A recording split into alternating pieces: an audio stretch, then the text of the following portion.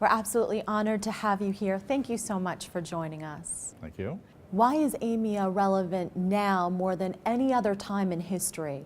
Well, those of us who've been involved with AMIA for many years, of course, have always thought it was very relevant, but the relevance has been growing gradually over many years of continued growth of health information technology and awareness in society, and particularly in politics, that this is an important investment area for really helping our healthcare system. So right now we've seen the largest infusion of government funding in history into the area of health information technology, and that since many of the people that have been involved in doing the work that the government has been funding are AMIA members and involved in our leadership, it's a very relevant time for AMIA.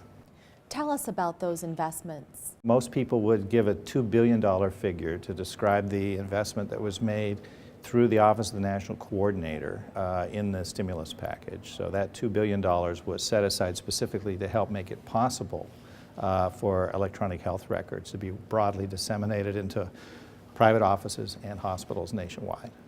And really the end result of all of the investments and the emerging field is what? Everybody I know in this field is totally dedicated to helping the quality and safety of patient care.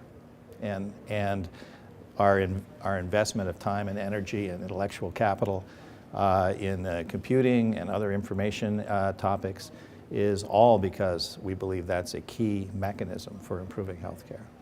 With that in mind, what do you think the symposium will look like this time next year?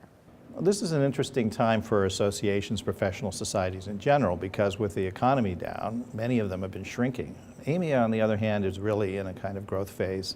I fully expect that AMIA will continue to grow in the next year. Of course, the economy coming back will help that, but either way, the society is recognizing that even in a down economy, you have to work on improving the healthcare system, and many of the inefficiencies that exist out there can be addressed with information technology. So we may actually see some eventual real impact on the cost of healthcare through the use of this technology, unlike some medical technologies which actually increase the cost of healthcare. But there are reasons to believe that properly and fully implemented health information technology can help with efficiency as well as safety and thereby reduce costs.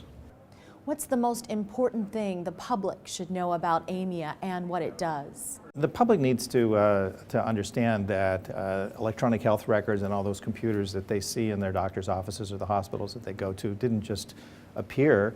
They were the product of many years of real research. There's a community of people that create the ideas, the innovations that have led to what are now getting to be more and more routine technologies. And of course, that community is now working on the technologies we're going to see 5, 10, 15, 25 years from now. So as a result, the real lesson is this is an organization of the people that are imagining the future and creating the present when it comes to the use of information and knowledge to enhance healthcare and quality. And as a professional society, they themselves need a venue and a community where they can share ideas, learn from one another, and that's what AMIA offers to the informatics world. Thank you so much for joining us.